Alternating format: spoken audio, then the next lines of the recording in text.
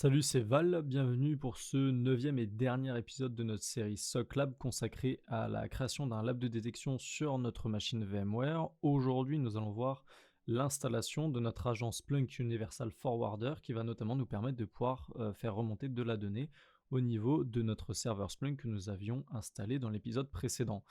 Donc, avant de commencer cette vidéo, il va vous falloir le Splunk Universal Forwarder qui est un setup. Il va vous le falloir pour Windows en 64 bits. Donc, je vous laisse le télécharger et on va venir configurer les machines pour qu'on puisse directement transférer ce point MSI, donc cet installeur, directement vers notre machine Windows puisque celle-ci est complètement isolée de notre réseau.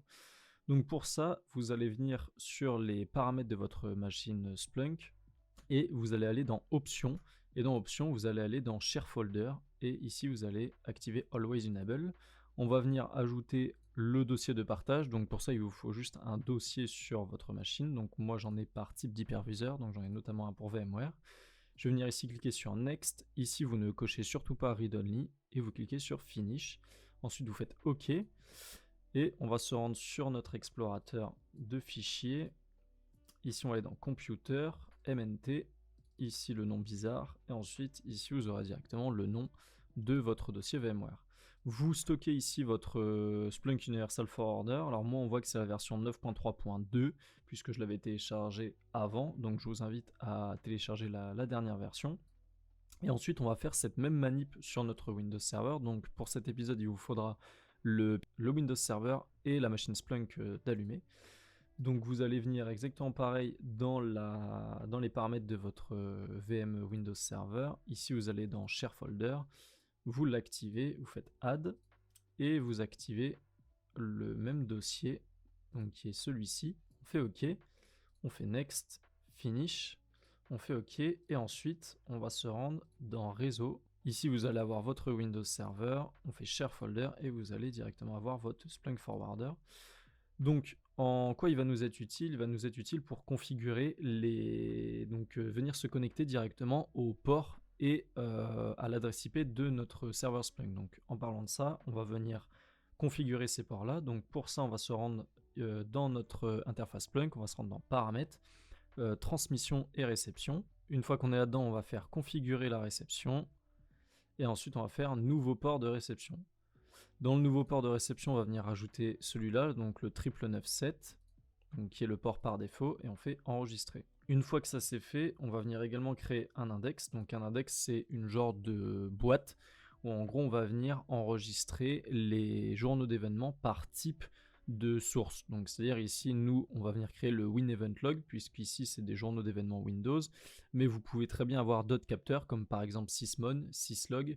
Vous pouvez également avoir une passerelle mail où vous pouvez venir enregistrer directement vos journaux d'événements dans cet index-là.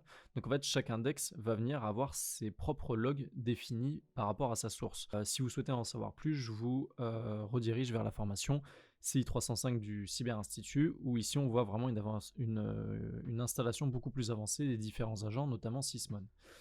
Donc on va venir ici cliquer sur Nouvel index, et on va le nommer WinEventLog, qui est le nom qu'on donne par défaut pour les journaux d'événements Windows. On fait enregistrer. Une fois que ça c'est fait, on va se rendre dans notre Windows Server, mais avant on va venir prendre l'adresse IP de notre machine. Donc nous, c'est la 10.0.0.14, donc la 0.14 qu'on va venir prendre. Donc sur notre Windows Server, on va venir exécuter l'agent. Et donc en fait, la communication va pouvoir notamment être faite grâce au port span qu'on avait configuré dans les précédentes vidéos. Donc encore une fois, si vous rencontrez des problèmes de connexion, etc. entre les différentes machines, pensez à revoir les différentes vidéos de cette série, ce qui vous permettra de vraiment pouvoir corriger les différents problèmes que vous pourriez rencontrer, et notamment à partir de cette étape qui est assez cruciale pour configurer correctement votre port de forwarding. Une fois que vous arrivez sur cette interface, vous cochez la petite case, vous faites Next.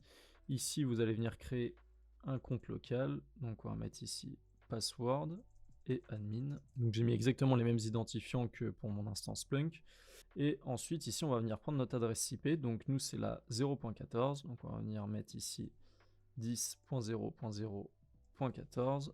Je vais venir la copier pour juste après. Donc ici, c'est notre port de déploiement. donc qui va nous permettre notamment de pouvoir envoyer la configuration. Donc votre serveur de collecte de données peut être différent de votre serveur de déploiement.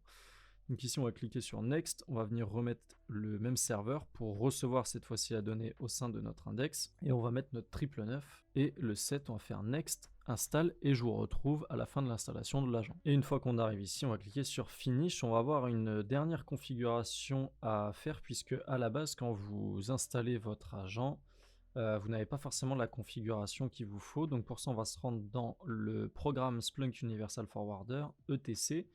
On va se rendre dans Système, Default, et ici on va venir copier la configuration, donc input.conf, donc qui est la configuration de votre agent, et on va venir ici la glisser dans Local pour pouvoir collecter les journaux d'événements Windows qui se trouvent sur notre machine actuellement.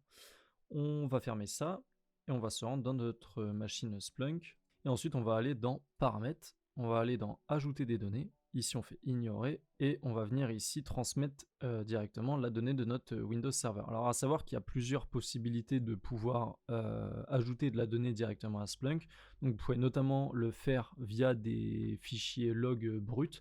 Donc c'est-à-dire que vous avez des fichiers, vous les envoyez directement dans Splunk, ça va venir les parser, et ensuite vous pouvez directement venir investiguer si par exemple c'est une attaque, etc.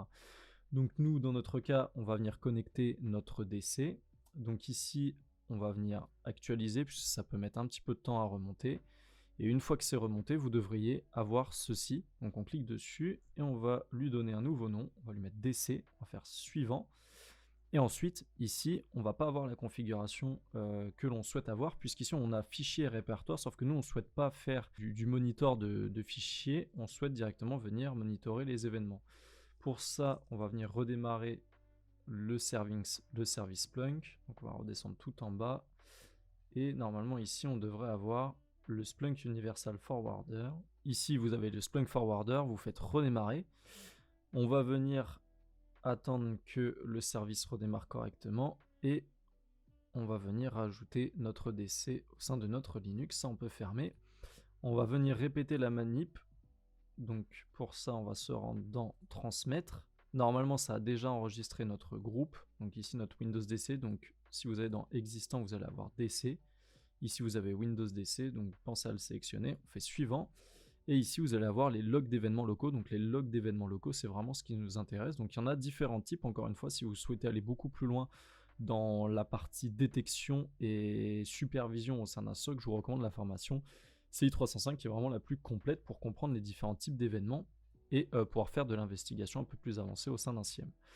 Donc on va venir sélectionner tous les types d'événements, puisqu'on souhaite vraiment tout monitorer. Alors encore une fois, si vous avez des scripts ou si vous avez d'autres méthodes ou d'autres logs à rajouter, vous pouvez directement le faire via les différentes options qui se trouvent ici. On va cliquer sur Suivant.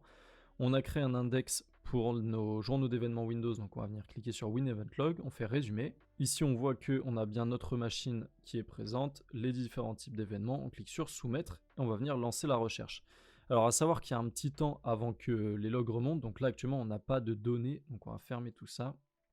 On n'a pas de données qui remontent, donc je vous retrouve dans quelques instants, une fois que j'aurai de la donnée qui sera remontée dans l'indexeur. Ok, donc au bout d'un moment, vous devriez avoir ce type d'événement qui pop à votre écran. Donc on voit bien qu'ici, on a les noms des journaux, on a notamment les Event ID, donc par exemple 4624, etc.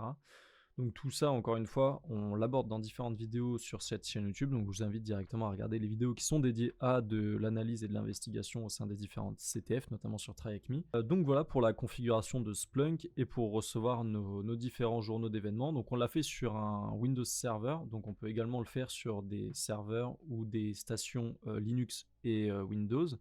On peut aller beaucoup plus loin encore dans ce lab, donc le but de cette série c'était vraiment de faire une configuration surfacique et d'avoir une vue d'ensemble sur ce qui était possible.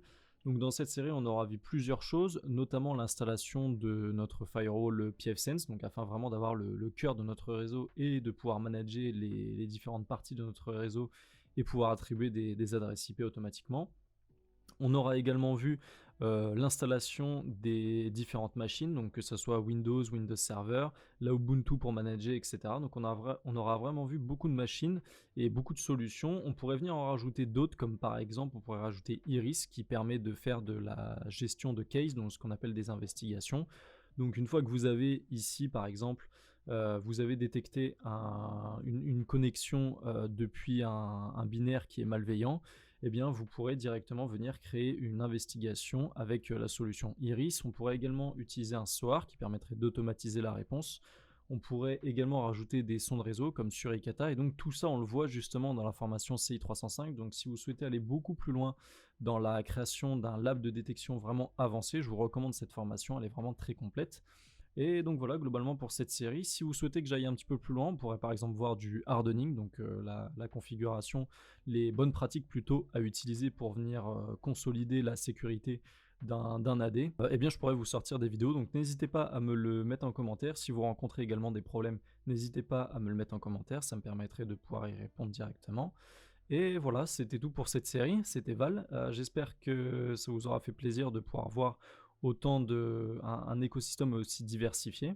Et on se retrouve pour une prochaine vidéo et un prochain épisode. C'était Val, prenez soin de vous, ciao ciao.